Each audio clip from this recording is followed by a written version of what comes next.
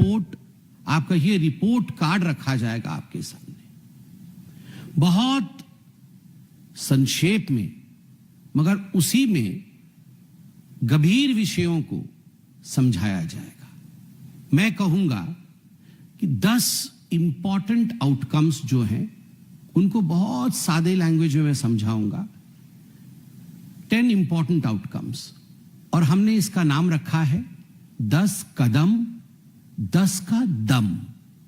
10 कदम 10 का दम। ये 10 कदम और इन 10 कदमों में क्या दम रहा है वह आपके सामने में रखने जा रहा हूं। कदम कौन कौन से हैं 10, मैं पहले गिनवा देता हूं। Number 1, Indian ocean Indo Pacific strategic alliance.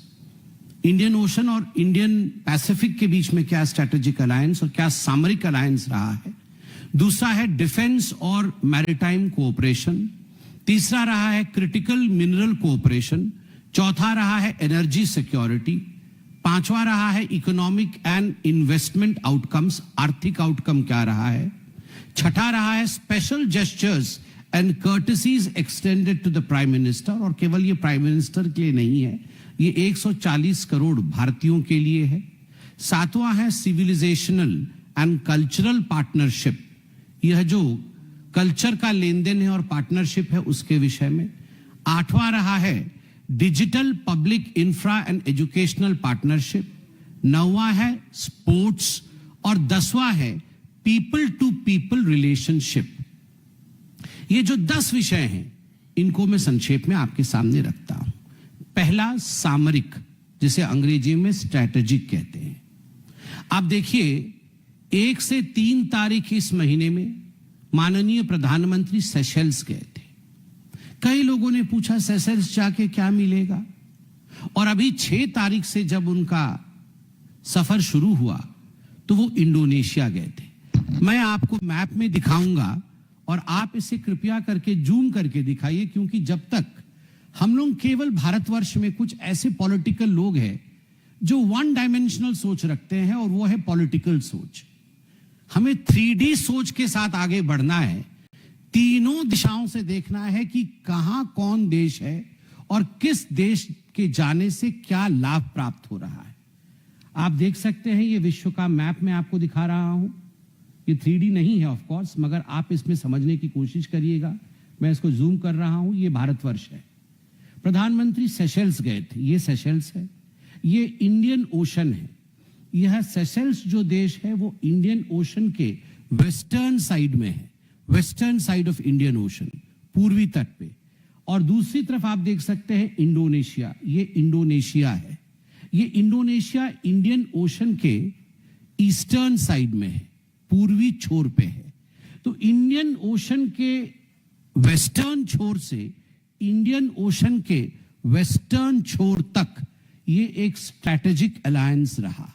आप सोच करके देखिए, एक कोने में सेशेल्स, दूसरे कोने में इंडोनेशिया। दोनों कोनों को लामबंद कराना अपने इंटरेस्ट के लिए यह भारतवर्ष के प्रधानमंत्री ने करके दिखाया।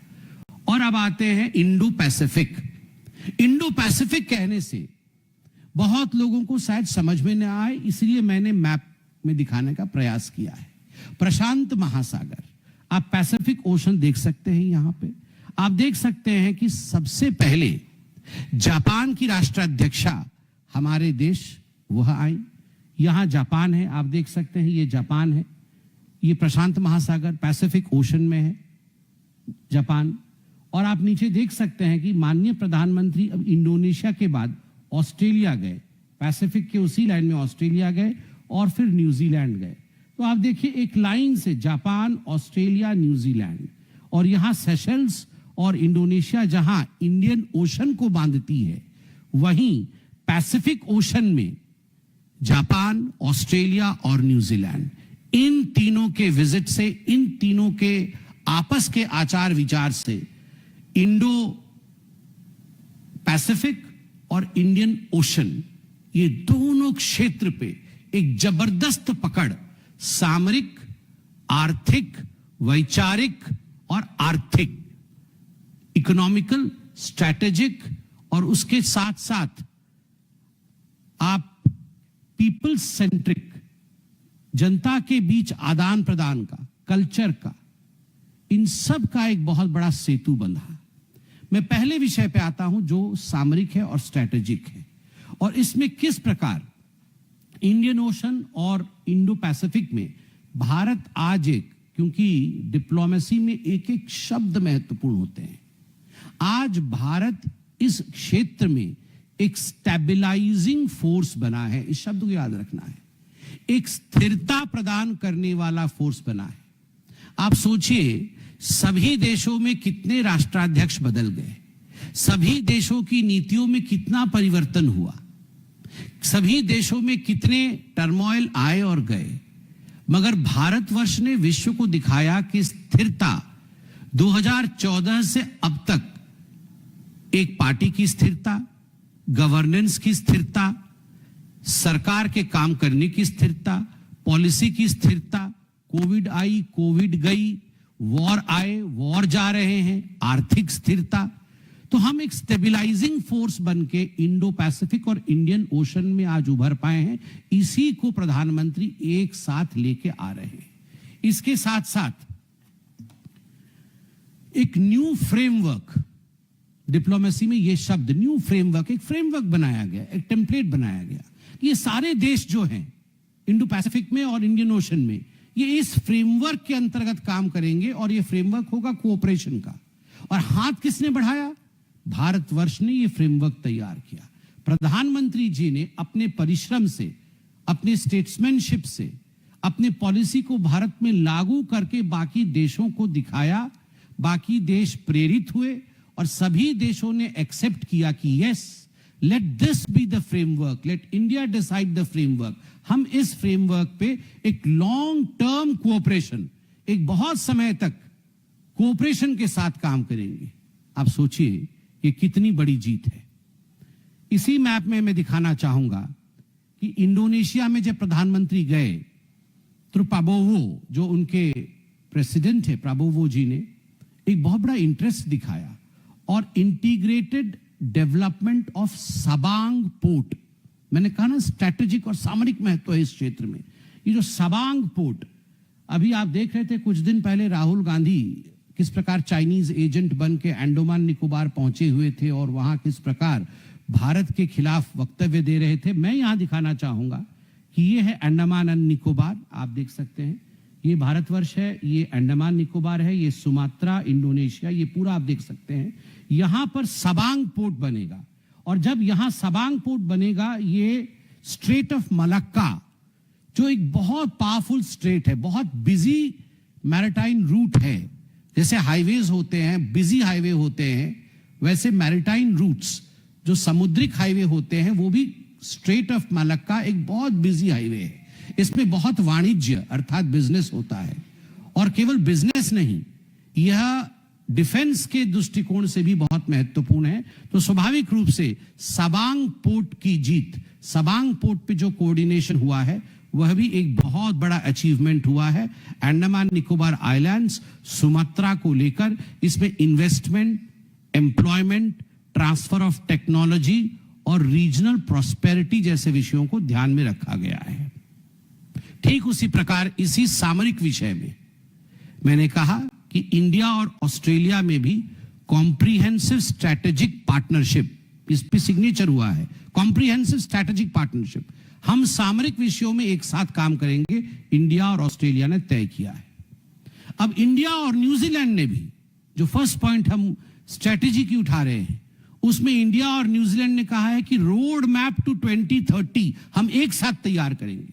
भारत और न्यूजीलैंड रोड मैप टू 2030 एक साथ तैयार करेगी, और इसमें डिफेंस, ट्रेड, टेक्नोलॉजी, एजुकेशन सब रहेगा। और सबसे बड़ी स्ट्रैटेजिक अचीवमेंट इंडिया की न्यूजीलैंड के साथ रही कि फ्री ट्रेड एग्रीमेंट, जो अनेकों वर्षों से पहले नहीं हो पा रहा था, जिस प्रकार से उसका समापन हुआ, और अब प्रधानमंत्री नरेंद्र मोदी जी ने और उनके काउंटर पार्ट न्यूजीलैंड में यह तय किया गया कि अब उसको यथाशीघ्र लागू किया जाएगा और उसको इंप्लीमेंट किया जाएगा। कहीं ना कहीं ये फ्री ट्रेड एग्रीमेंट अपने आप में एक बहुत बड़ी स्ट्रैटेजिक या सामरिक विजय के रूप में देखा जा सकता है। तो ये पहला पॉइंट था, Indian ocean, Indo Pacific strategic alliance का, जो कि इस दौरे से अचीव हुआ। अब दूसरा विषय है डिफेंस एंड मैरीटाइम कोऑपरेशन। देखिए, डिफेंस और मैरीटाइम, जिस देश के पास ये दोनों पावर होती है वह बहुत आगे बढ़ता है। अब इसमें डिफेंस को लेकर दिन ऐसे भी थे कि भारतवर्ष हमेशा डिपेंडेंट रहता था फॉरेन कंट्रीज के ऊपर कि इंपोर्ट करके ही हम अपने डिफेंस को आगे बढ़ाएंगे।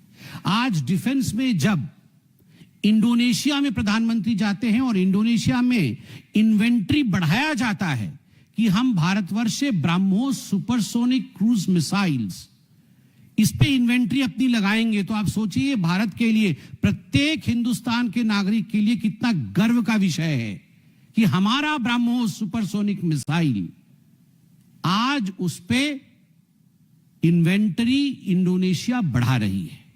और उसके साथ साथ इंडिजिनस डिफेंस प्लेटफॉर्म जो मेक इन इंडिया, इस मेक इन इंडिया पे मुझे याद है राहुल गांधी मजाक उड़ा रहे थे, कांग्रेस पार्टी हंस रही थी, मगर आज Astra beyond visual range air to air missile, आप सोचिए भारतवर्ष में इंडिजिनसली बनाई ये missile, air to air missile Astra, आज उसको लेकर इंडोनेशिया में डील हुआ है, उसको लेकर इंडोनेशिया में बात हुई है। ये कितनी बड़ी बात है, हमारे इंडिजिनस मैन्युफैक्चरिंग आज भारत से बाहर जा रही है। For the first time India is becoming an exporter in defence equipments. ये अपने आप में एक बहुत बड़ी अचीवमेंट है, बहुत बड़ा विषय है। ठीक उसी प्रकार जैसे मैंने कहा मैरीटाइम, समुद्र, इंडियन ओशन और इंडो पैसिफिक इतना बड़ा समुद्री क्षेत्र है, बहुत लोगों की नजर गड़ी हुई है कि किस प्रकार से हम इस पे एक्वायर कर ले, हम इसका आधिपत्य हासिल कर ले, मगर भारतवर्ष ने किस प्रकार से सबको मिला करके, सबका साथ, सबका विश्वास के साथ आगे बढ़ा और joint declaration on defence and security cooperation ये किया है ऑस्ट्रेलिया के साथ। डिफेंस में एक जॉइंट कोऑपरेशन होगा, सिक्योरिटी में भी, और maritime security collaboration road map Australia के साथ हम किस प्रकार एक मैरीटाइम सिक्योरिटी कोलैबोरेशन हो सकता है। वो जो समुद्री क्षेत्र है ऑस्ट्रेलिया के साथ, वहां भारत और ऑस्ट्रेलिया एक साथ कैसे काम कर सकते हैं। और इसमें सबसे बड़ी बात है जो मुझे आज बहुत खुशी हो रही है कहने के लिए, और इसे आप बढ़ा चढ़ा के प्रमोट भी करिए, Indian and Australian warships to be serviced in each others dock. India में डॉक है तो ऑस्ट्रेलिया की वॉरशिप की सर्विसिंग, मरम्मत इंडिया के डॉक में हो सकती है। भारत के वॉरशिप निकले हुए हैं, बीच में मालूम पड़ा कि वॉरशिप में कोई गड़बड़ी आई हुई है, तो घर वापस आके ठीक होके जाने की जरूरत नहीं है, रीफ्यूएलिंग के लिए घर वापस आने की जरूरत नहीं है। हमारा भाई बैठा है ना ऑस्ट्रेलिया, ऑस्ट्रेलिया में वो डॉकिंग कर सकता है और ऑस्ट्रेलिया में वो रिफ्यूएलिंग कर सकता है, उसकी मरम्मत हो सकती है, और देश को बचाने के लिए एक बहुत बड़े क्षेत्र में ये जो मैरीटाइम कोऑपरेशन है ये एक इतिहास रच रहा है। इसके साथ ही इंडिया और न्यूजीलैंड के बीच में एक बहुत महत्वपूर्ण समझौता हुआ है। इंडियन नेवी एक कंपोनेंट है। इंडियन नेवी और न्यूजीलैंड का जो डिफेंस फोर्स है, इन दोनों के बीच समझौता हुआ है कि इंडियन नेवी और न्यूजीलैंड के डिफेंस फोर्स एक साथ मिलकर काम करेंगे, और मेमोरेंडम ऑफ अरेंजमेंट, एक मेमोरेंडम साइन हुआ है, memorandum of arrangement on maritime cooperation. जो समुद्र है उसमें हम सब मिलके कैसे कोऑपरेट करें, वहां एक साथ हम आगे बढ़े, ये मैरीटाइम कोऑपरेशन का अरेंजमेंट एक मेमोरेंडम के रूप में भी साइन हुआ है इंडिया और न्यूजीलैंड के बीच में। ठीक उसी प्रकार मैरीटाइम सिक्योरिटी डायलॉग यह भी आरंभ हुआ है। यह दूसरा पॉइंट था। तीसरा मैंने कहा कि क्रिटिकल मिनरल कोऑपरेशन, आज का जमाना, आज का भारत, आज का विश्व उसी का है जिसके पास क्रिटिकल मिनरल्स है, जिसके पास सही मिनरल्स है आगे बढ़ने के लिए। मैं बहुत हर्ष के साथ और खुशी के साथ कहना चाहता हूं, 2 वर्षों में 24 महीनों में भारतवर्ष ने प्रधानमंत्री नरेंद्र मोदी के नेतृत्व में एक रिकॉर्ड बनाया है। क्या रिकॉर्ड बनाया है?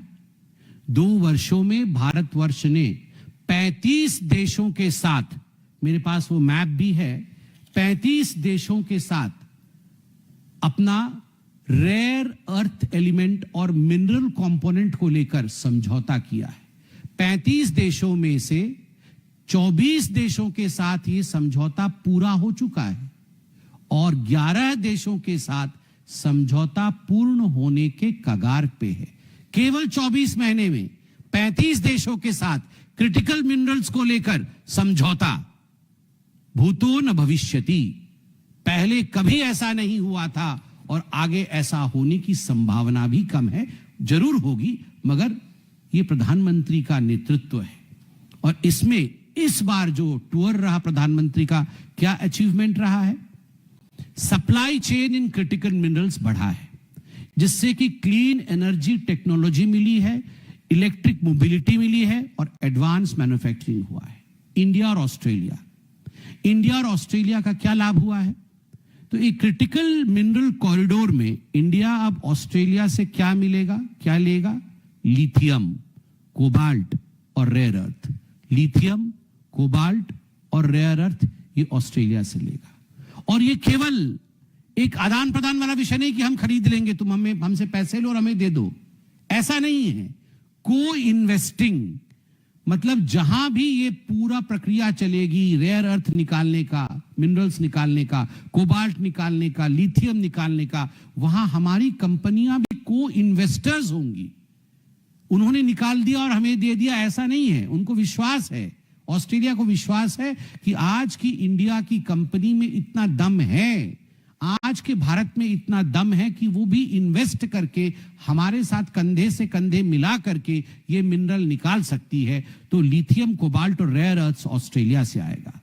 इंडिया और इंडोनेशिया के बीच जो करार हुआ है, इसमें आप जानते हैं इंडोनेशिया के पास एक बहुत बड़ा, शायद वर्ल्ड का one of the biggest reserves of nickel है। निकेल एक बहुत आवश्यक कंपोनेंट होता है, तो उसको लेकर भी एक पार्टनरशिप हुई है, जिसमें कि इलेक्ट्रिक व्हीकल्स, बैटरीज और क्लीन एनर्जी टेक्नोलॉजी का भी आदान प्रदान होगा।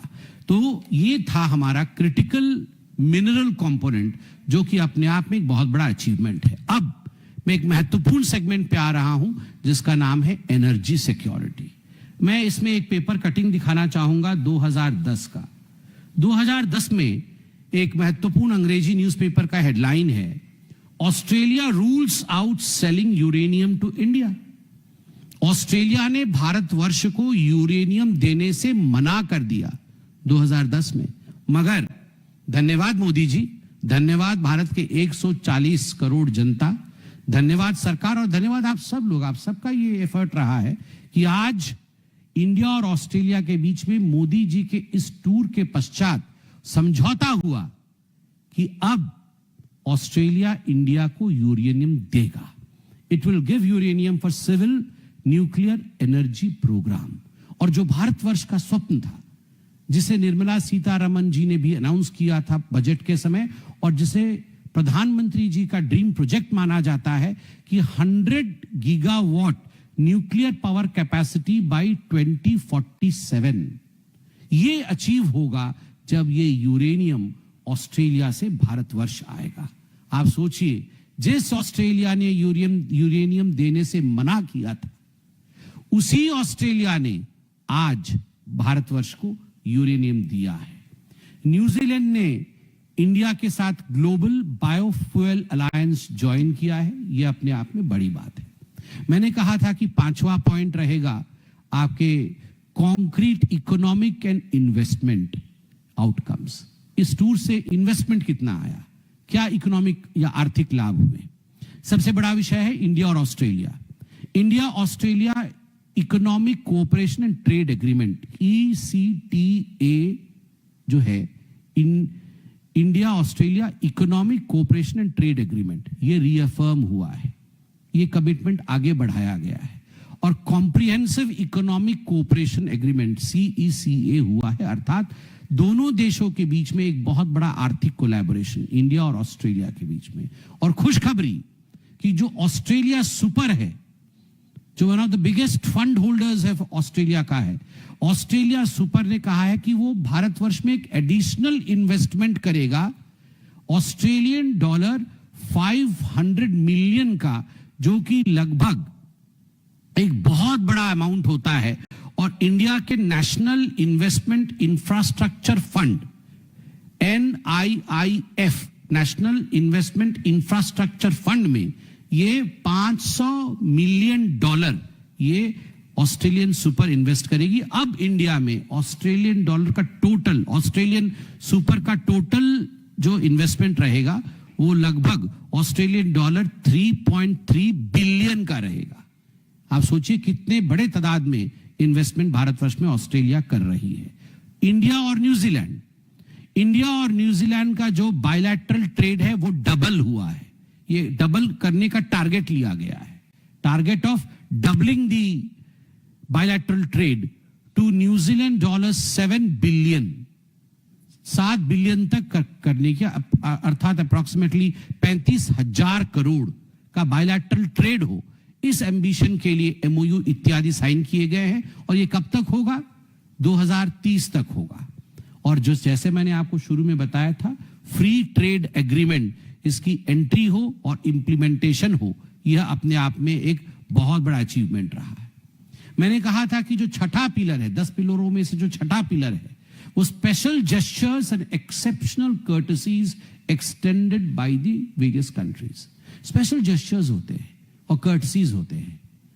आप वो जेस्चर्स केवल प्रधानमंत्री को नहीं दिखाते हैं या उनके लिए नहीं होते हैं, अवार्ड्स केवल प्रधानमंत्री के लिए नहीं होते हैं, वो आपके देश के सामूहिक शक्ति और सामूहिक तपबल के लिए होता है। 140 करोड़ भारतीयों का क्या बल है आज विश्व में, उस कारण से प्रधानमंत्री जी को सर्वोच्च नागरिक अवार्ड दिए जाते हैं। उस कारण प्रधानमंत्री को रिसीव करने के लिए खुद राष्ट्राध्यक्ष आते हैं। उस कारण से जब प्रधानमंत्री जी अपने विमान में बैठ के, भारत के विमान में बैठ के किसी देश के टेरिटोरी में प्रवेश करते हैं, तो फाइटर जेट उनका स्वागत करते हुए, उनको एकंपनी करते हुए एयर स्ट्रिप तक लेके जाते हैं। ये एक व्यक्ति के लिए नहीं होता है, यह देश के बल के लिए होता है। ये हिंदुस्तान को नमन है, मां तुझे सलाम है।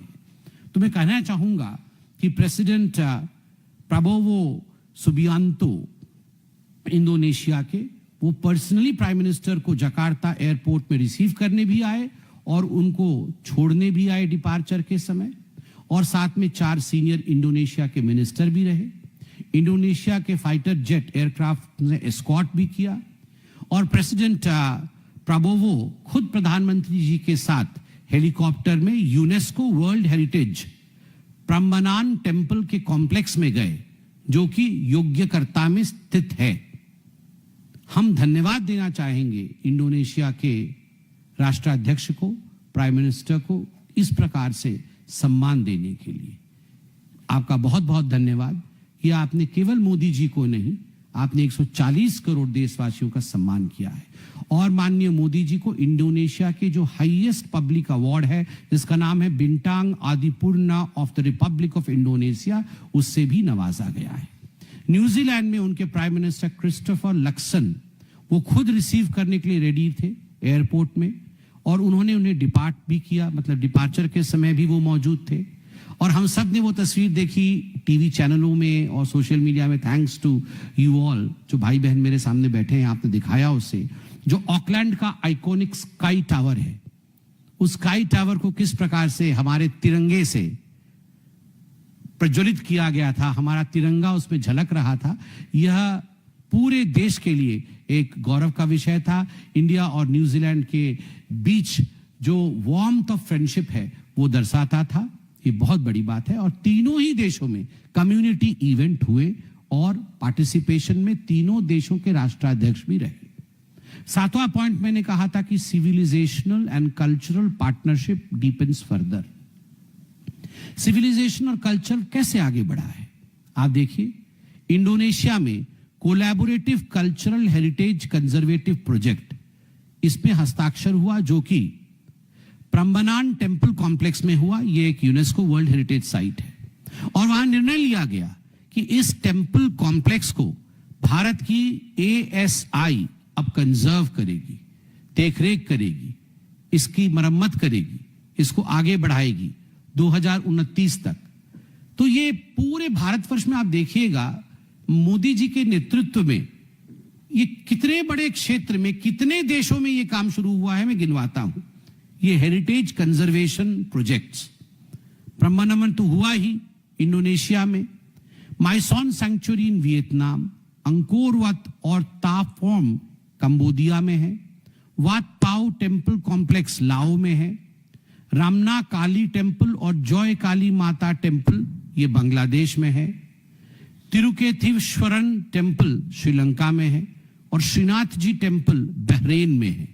इन सब में भारत सरकार कल्चरल बढ़ावे के साथ साथ इनको कंजर्व करने का काम भी कर रही है। इसमें एक बहुत बड़ा अचीवमेंट सिविलाइजेशनल रहा है। ऑस्ट्रेलिया को मैं आज धन्यवाद देना चाहूंगा पार्टी के प्रवक्ता के नाते, और प्रधानमंत्री जी को धन्यवाद देना चाहूंगा तमिलनाडु के लिए इतना कुछ करने के लिए। ऑस्ट्रेलिया से 3 आर्टिफैक्ट्स रिपैट्रिएट हुए। एक, ये सब एंशिएंट इंडियन आर्टिफैक्ट्स थे, उनमें एक मेटल ट्राइडेंट त्रिशूल है, मेटल का त्रिशूल है जो डिपिक्ट करता है गॉडेस भद्रकाली को, भगवती भद्रकाली को, उसे आज भेजा गया है भारत। उसके साथ ही एक पत्थर की, एक पाषाण की मूर्ति है भगवान नंदी की, उसे भी भेजा जा रहा है भारत को। और ठीक उसी के साथ एक षडांग, षडांग मतलब 6 सिर के, 6 हेडेड कार्तक्य, जिनका नाम सन्मुखा है, षडमुख, षडमुख मतलब 6 मुख जिनका हो, षडानन। तो षडमुखम कार्तिक जी की भी एक पाषाण की मूर्ति, यह भी भारतवर्ष आ रही है। और ये तीनों आर्टिफैक्ट जो है वो तमिलनाडु के तंजावुर और तिरुवरूर जिले के हैं। ये तमिलनाडु के लिए भी आज एक तरह से सेलिब्रेशन का टूर रहा प्रधानमंत्री जी का।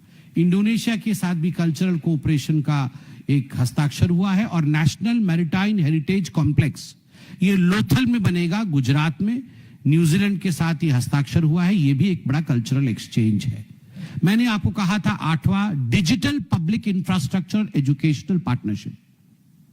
आप देखिए इंडोनेशिया ओपन नेटवर्क ION, ये उसी लाइन पे चलेगी जिस लाइन पे India's open network for digital commerce ONDC थी। तो इंडोनेशिया से अपने यहां भी खोल रहा है। IIM बैंगलोर जो एक जाना माना एमिनेंस का एक इंस्टीट्यूट है इंडिया में, इंस्टीट्यूट ऑफ एमिनेंस है इंडिया में, IIM बैंगलोर भी अब एक ब्रांच इंडोनेशिया में खोल रहा है, इंटरनेशनल कैंपस इंडोनेशिया में खोल रहा है। साथ ही इंडोनेशिया ने यह तय किया है, हम सबके खुशी की बात है, कि जो UPI QR कोड के साथ इंडिया में चलता है अब वो इंडोनेशिया में भी चलेगा। तो दोनों देशों के बीच में UPI और QR कोड संबंधित आर्थिक आदान प्रदान, उसमें आसानी होगी, दोनों देशों का एक बॉन्डेज होगा। इसके साथ ही 9वें नंबर पर मैंने कहा था स्पोर्ट्स के लिए बहुत कुछ किया जाएगा। स्पोर्ट्स के लिए, क्योंकि हम भारतवर्ष के सारे लोग तो क्रिकेट प्रेमी हैं, तो मेलबोर्न क्रिकेट ग्राउंड में, जो कि एक आइकॉनिक जगह है, मेलबोर्न क्रिकेट ग्राउंड में प्राइम मिनिस्टर मोदी जी और प्राइम मिनिस्टर एल्बनीज, इन्होंने India Australia sports collaboration roadmap, India और ऑस्ट्रेलिया के बीच में क्या स्पोर्ट्स कोलैबोरेशन रहेगा उसका रोडमैप लॉन्च किया, जिसमें cricket, sports training, sports science, technology और यूथ एंगेजमेंट, इन आयामों पर ध्यान दिया जाएगा। और एक खुशखबरी तो आप सभी जानते हैं, वो खुशखबरी है कि जो Australian men's Big Bash League है उसकी ओपनिंग दिसंबर के महीने में चेन्नई में होगी। तो आई शुड से कि Tamil Nadu should start celebrating and preparing, और खास करके क्रिकेट प्रेमी तो सब वहां जाएंगे, तो कहीं ना कहीं एक तमिल संगम भी होगा, जहां इस संगम में ऑस्ट्रेलिया भी होगा, Australian men's Big Bash League. ये फर्स्ट फॉरेन क्रिकेट लीग है जो कि मैच इंडिया में कर रही है।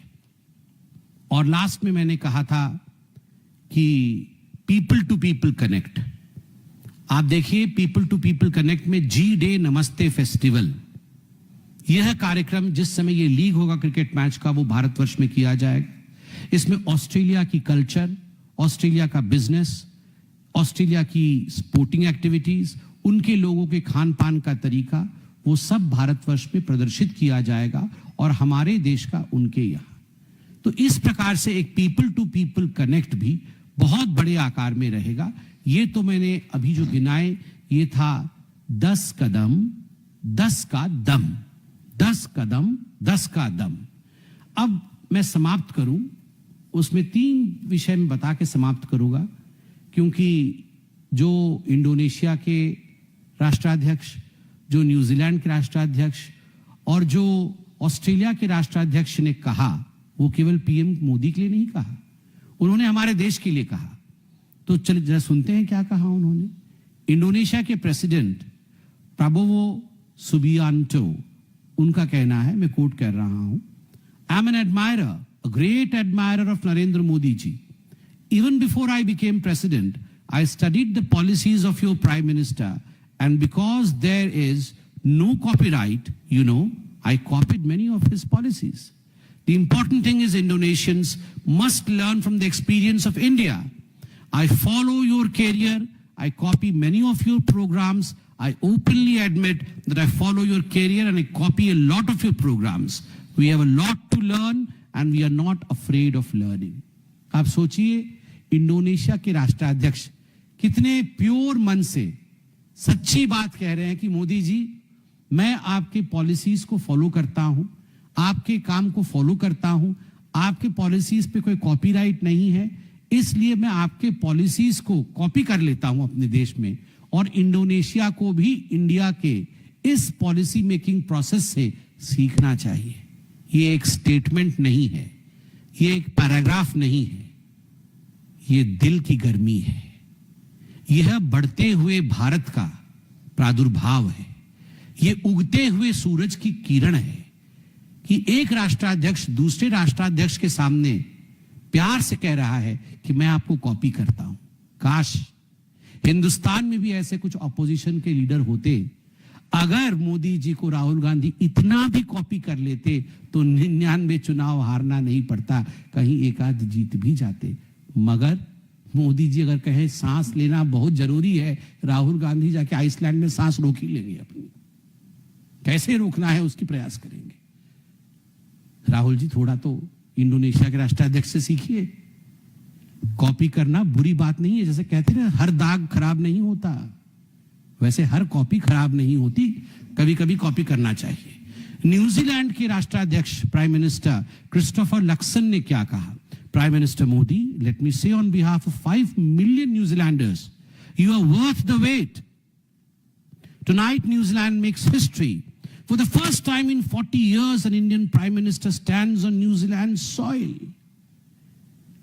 उन्होंने कितना इमोशनल भाषण दिया और कहा कि 40 वर्ष में भारतवर्ष का राष्ट्राध्यक्ष आके न्यूजीलैंड की जमीन पे खड़ा है। उसके लिए आपको बहुत बहुत धन्यवाद। सोचिए, it took us 40 years to go to New Zealand. Indo Pacific कितना महत्वपूर्ण है। 40 वर्ष के बाद कोई इंडियन प्रीमियर वहां गया है। और आगे वो कहते हैं, Christopher ji, I remember going to India. ये बहुत महत्वपूर्ण है, ध्यान से सुनिएगा, मैं इसको हिंदी और भोजपुरी सब में अनुवादित करूंगा। I remember going to India in the mid to late 90s and people got paid daily wages and coins in their hands. In those days, I observed workers being paid at the end of each day, often with a handful of coins, because the daily wage was counted in coins. Look at India today. The transformation that Prime Minister Modi has led takes my breath away. India now has one of the largest middle classes in the world with 445 million people and still growing. He has lifted 250 million people out of poverty. There is now 440 million people in the middle class, about to be 750 million by the end of the decade. It is an incredible transformation. As someone who has been to India many times, to see the move from low income to middle income to high income, it is so inspiring. आप जरा सोच के देखिए, New Zealand के prime minister Christopher Luxon ने क्या कहा। उन्होंने कहा कि मैं 90 की दशक में भारत जाता था, कई बार भारत गया।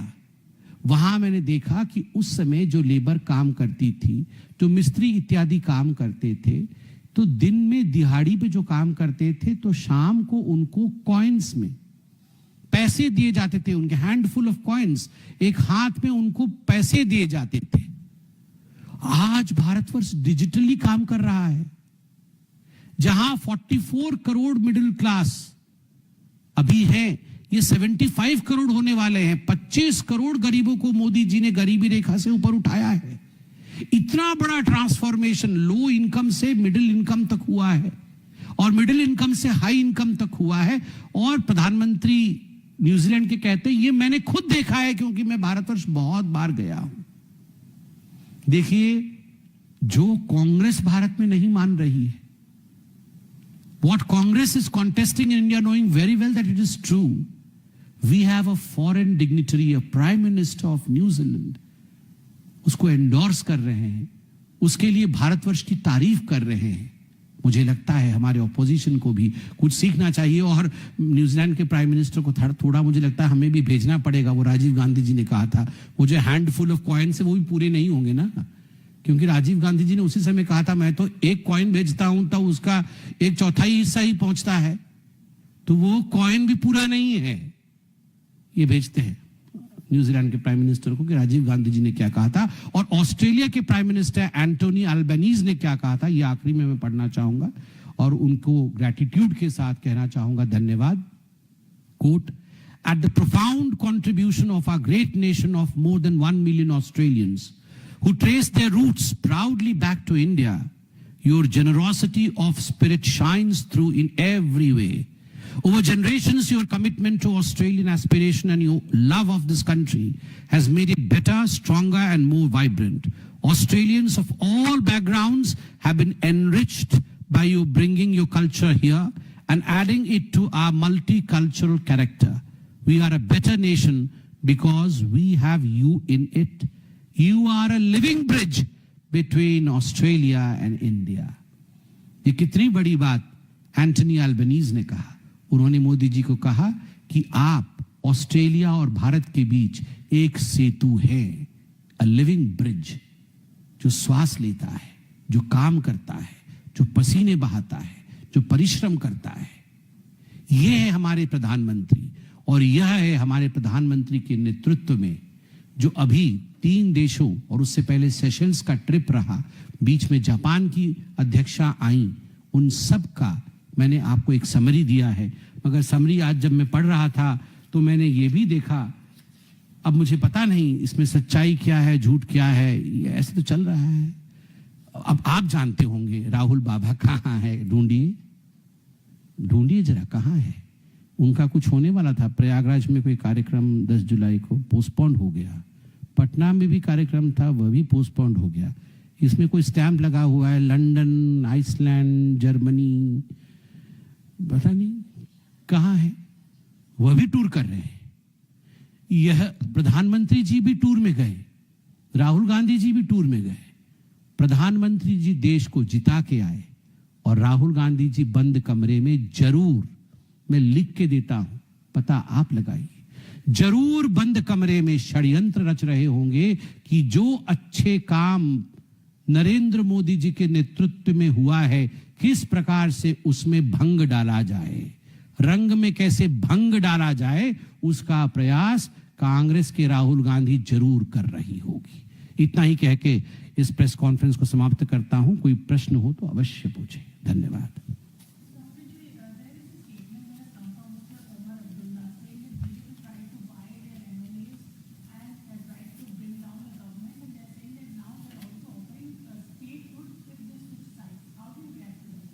These are all speculative, without any base. और मुझे तो आश्चर्य होता है, कोई भी लीडर अगर अपने पार्टी के लोगों के लिए ऐसे कहता है कि हम 30 करोड़ 12 करोड़ में हमारे लोग बिक जाते हैं, तो मुझे तो सुषमा जी की वो बात पार्लियामेंट में याद आ जाती है जब उन्होंने पूछा था कि आपके सांसद बिकाऊ है क्या, आपके विधायक बिकाऊ है क्या, जो बिक जाते हैं। इतना भी भरोसा नहीं है अपने नेताओं के ऊपर कि वो बिक जाते हैं। मुझे लगता है अगर ऐसी बात है तो स्वचिंतन करना चाहिए, कैसे लोग हैं पार्टी में जो बिक जाते हैं। भारतीय जनता पार्टी ऐसे किसी काम पे विश्वास नहीं करती है जो लोकतंत्र पर कुठाराघात करती हो या जो लोकतंत्र के विपरीत दिशा में बहती हो।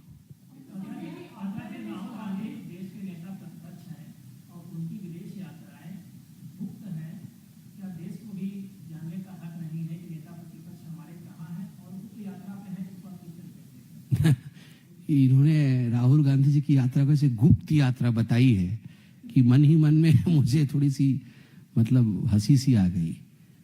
हाँ, गुप्त यात्रा है क्योंकि कारण भी गुप्त होंगे ना। अगर मन में कोई चोर नहीं तो फिर सार्वजनिक रूप से जाना चाहिए, बताना चाहिए कहां जा रहे हैं, क्या कर रहे हैं। मगर मैं इतना ही कहना चाहूंगा, कहां मोदी जी की सेवा और कहां राहुल गांधी जी की मेवा। वो मेवा खाने राहुल गांधी जी जाते हैं, मोदी जी सेवा के लिए जाते हैं। दोनों में फर्क तो है, एक है सेवक, एक है मेवक। मोदी जी सेवक, राहुल जी मेवक। मेवक मतलब मेवा खाने के लिए फॉरेन जाते। कौन सी मेवा खाते ये आप लोग पूछ लीजिएगा उनसे।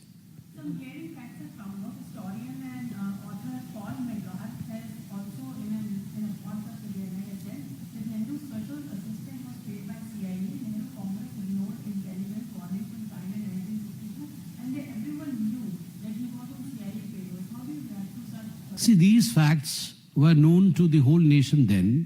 These facts have been brought out in the open by some of the eminent politicians, including the Janasangha and Bharatiya Janata Party politicians then. Everyone knew who were on the payrolls of whom. But despite that, how Nehru behaved is known to all of us. I believe that's the reason as to why the Congress is facing the backlash today, because evil cannot continue for all times to come.